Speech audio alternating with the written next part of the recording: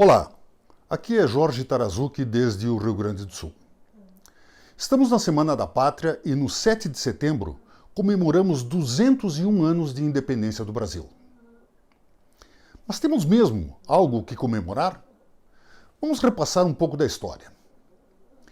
Depois da vitória do Reino Unido sobre a França na Batalha Naval de Trafalgar, Napoleão percebeu que não conseguiria invadir a Grã-Bretanha por mar, que ele queria fazê-lo através do Canal da Mancha, e determinou um bloqueio continental nos portos, onde navios britânicos não poderiam atracar. O objetivo era enfraquecer a economia da ilha.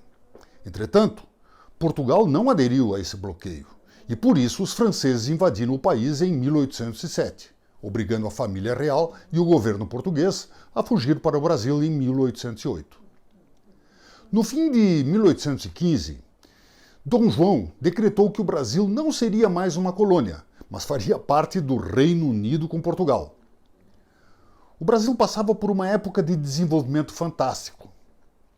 Entretanto, uma revolução liberal, que começou na cidade do Porto em 1820, fez com que Dom João voltasse a Portugal em 1821, levando consigo toda a corte e, claro, 50 milhões de réis dos cofres brasileiros. Ao partir, Dom João nomeou seu filho, Dom Pedro de Alcântara de Bragança, de apenas 23 anos, como príncipe regente. Naquela época, a ideia de independência não era tão forte. A Inconfidência Mineira tinha sido desbaratada. Percebia-se o progresso trazido pela corte portuguesa e a então colônia tinha passado a fazer parte do Reino Unido com Portugal.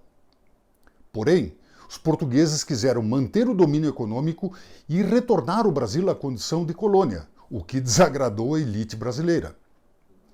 Influenciado por políticos, entre eles José Bonifácio de Andrade e Silva, que defendia uma monarquia constitucional, e Gonçalves Ledo, que propunha um modelo republicano, Dom Pedro optou por ficar do lado dos brasileiros.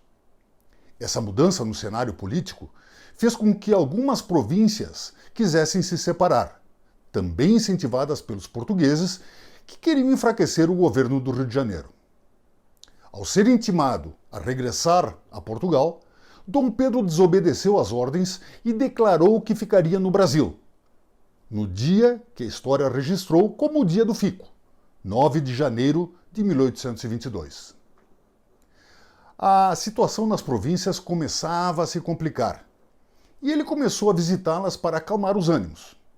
No dia 7 de setembro, em seu retorno de Santos para São Paulo, onde havia deixado sua esposa, Dona Leopoldina, como regente, Dom Pedro encontrou o mensageiro Paulo Emílio Bregaro, próximo ao Riacho Ipiranga.